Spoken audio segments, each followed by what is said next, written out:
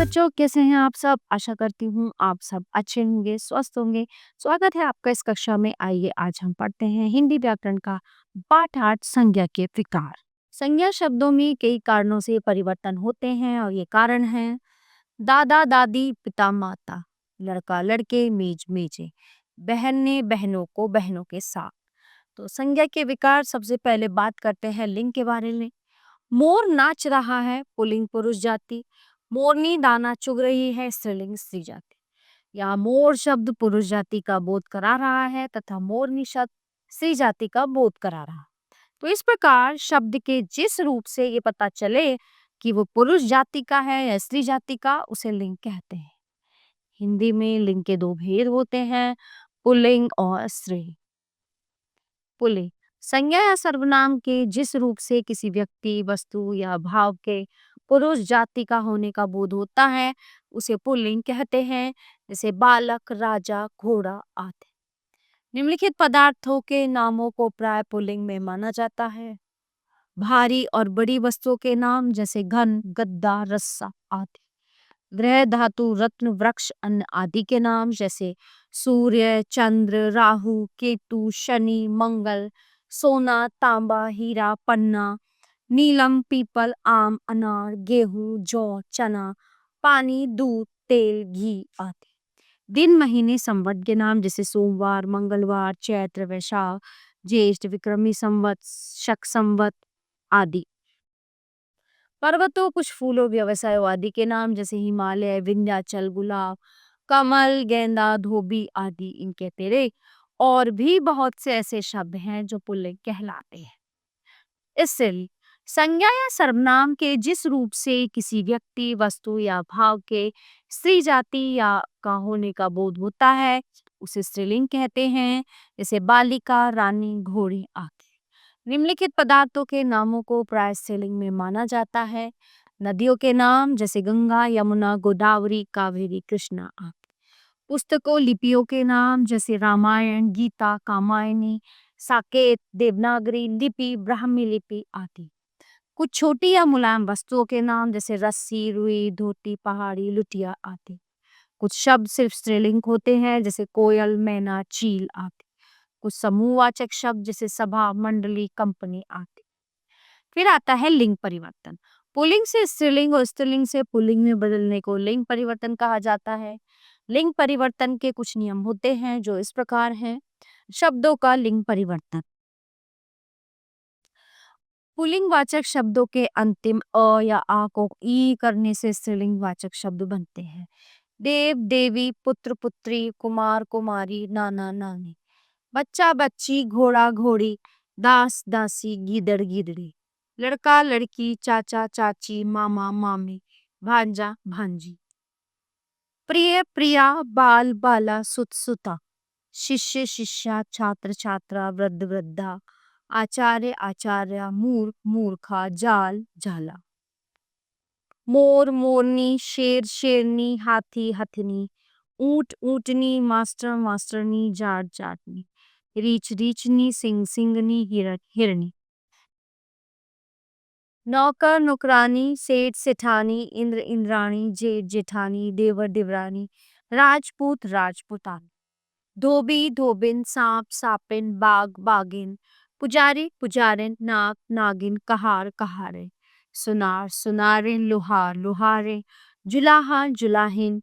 बालक, बालिका, सेवक, सेविका, नायक, नायिका, अध्यापक, अध्यापिका, लेखक, लेखिका, गायक, गायिका। पंडित, पंडिताइन, पांडे, पंडाइन, बाबू, बबुआइन, चौबे, चौबाइन, ठाकुर, ठकुराइन, लाला, ललाइन। बूढ़ा, बुढ़िया, बेटा, बिटिया, कुत्ता, कुतिया। मुन्ना, मुनिया, लोटा, लुटिया, डिब्बा, डिबिया, चूहा, चूहिया, बंदर, बंदरिया, गुड्डा, गुड़ी। पिता, माता, ससुर, सास, राजा, रानी, पुरुष, स्त्री, भाई, बहन, भाभी, विधु, विधवा। कवि, कवित्री, गुणवान, गुणवती, बिलाव, बिल्ली। सम्राट, सम्राज्ञी, विद्वान, विदुषी, वर, वधू। आदमी, औरत, पति, पत्नी, बैल, गाय, नर, मादा, श्रीमान, श्रीमती, बादशाह, बेगम। वाक्य में लिंग परिवर्तन। लड़का खेलता है, लड़की खेलती है। पुल्लिंग और स्त्रीलिंग। शेर दहाड़ रहा था, शेरनी दहाड़ रही थी। नाना कहानी सुनाते थे, नानी कहानी सुनाती थी। बूढ़ा होशियार है, बुढ़िया होशियार। तो इस तरह से इनमें लिंग परिवर्तन हो जाता। तो बच्चों अब हम पढ़ते हैं पार्ट 8 का अगला टॉपिक कारक। किसी जंगल में बरगद का एक पेड़ था, उस पर अनेक बगुले रहते थे। उसी पेड़ के कोटर में एक सांप भी रहता था। वो बगुलों के छोटे छोटे बच्चों को खा जाता था। इससे बेचारे बगुले बहुत दुखी थे। उन्होंने एक केकड़े को अपना दुख बताया। केकड़े ने सोचा ये मेरे जन्म के शत्रु हैं, इन्हें ऐसा उपाय बताऊंगा जिससे सांप के साथ साथ इन बगुलों का भी विनाश हो जाए। ये सोचकर उसने कहा, वट वृक्ष से थोड़ी दूर एक नेवले का बिल है, आप नेवले के बिल से लेकर कोटर तक मछली के टुकड़े डाल दे ताकि उस रास्ते से जाकर नेवला सांप को मार दे। उपयुक्त गद्यांश में का, पर, के साथ, को, ने, से तक वे चिन्ह हैं जो पूरे गद्यांश में वाक्यों के शब्दों को एक दूसरे से जोड़ रहे हैं। यदि ये चिन्ह न होते तो गद्यांश का अर्थ ठीक से समझ में नहीं आता। ये सभी चिन्ह कारक चिन्ह कहलाते हैं। इन्हें परसर्ग अथवा विभक्ति चिन्ह भी कहते हैं। इस प्रकार संज्ञा या सर्वनाम के जिस रूप से उसका संबंध क्रिया के साथ जाना जाए उसे कारक कहते हैं। कारक के भेद। हिंदी भाषा में कारक के निम्नलिखित 8 भेद होते हैं: कर्ता, कर्म, करण, संप्रदान, अपादान, संबंध, अधिकरण, संबोधन। कारक के उपर्युक्त 8 भेदों के लिए अलग अलग चिन्ह निर्धारित किए गए हैं जिनसे उनकी पहचान होती है। आइए जानें कि वे चिन्ह कौन कौन से हैं और कैसे उनसे कारकों की पहचान होती। कर्ता ने, किसने, कौन, कर्म को, करण से, द्वारा, संप्रदान के लिए, अपादान से, अलग होने के अर्थ में, संबंध का, के, की, अधिकरण में, पर, संबोधन हे, अरे, ओ आदि। तो पहले शुरुआत करते हैं कर्ता कारक से। शब्द के जिस रूप से काम करने वाले का बोध हो वो कर्ता कारक कहलाता है। जैसे माता जी बुनाई कर रही हैं, नौकरानी ने कमरा साफ किया। इन वाक्यों में माता जी तथा नौकरानी कर्ता है जो बुनाई करने तथा कमरा साफ करने का कार्य कर रही है। परंतु वाक्यों में कभी कभी ने चिन्ह का प्रयोग नहीं होते हुए भी कर्ता कारक होता है, क्योंकि उसमें क्रिया करने वाला कर्ता ही होता है। ने परसर्ग विभक्ति चिन्ह का प्रयोग केवल भूतकाल के वाक्यों में ही होता है, जैसे वाल्मीकि ने रामायण लिखी। अकर्मक क्रिया के साथ ने परसर्ग का प्रयोग नहीं होता, जैसे पक्षी उड़ रहे हैं। कर्ता कारक की पहचान के लिए किसने अथवा कौन शब्दों का वाक्यों में प्रयोग करके उत्तर पाए जाते हैं। कर्म कारक। वाक्य में शब्द के जिस रूप पर क्रिया का फल पड़े उसे कर्म कारक कहते हैं। जैसे माता जी सब्जी लेने बाजार जा रही हैं, कार्तिक गिटार बजा रहा है। इन वाक्यों में सब्जी, बाजार, गिटार आदि शब्द कर्म कारक हैं। इनमें बाजार तथा गिटार कर्म के बाद को परसर्ग का प्रयोग नहीं हुआ है, परंतु यहाँ कहाँ, क्या आदि प्रश्नों के उत्तर मिल रहे हैं।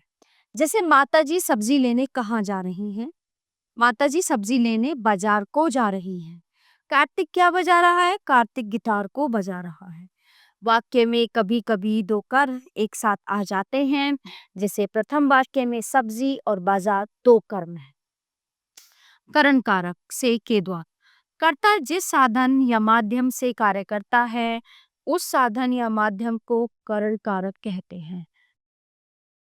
जैसे पिताजी हवाई जहाज से मुंबई गए, मजदूर ने चटनी से रोटी खाई।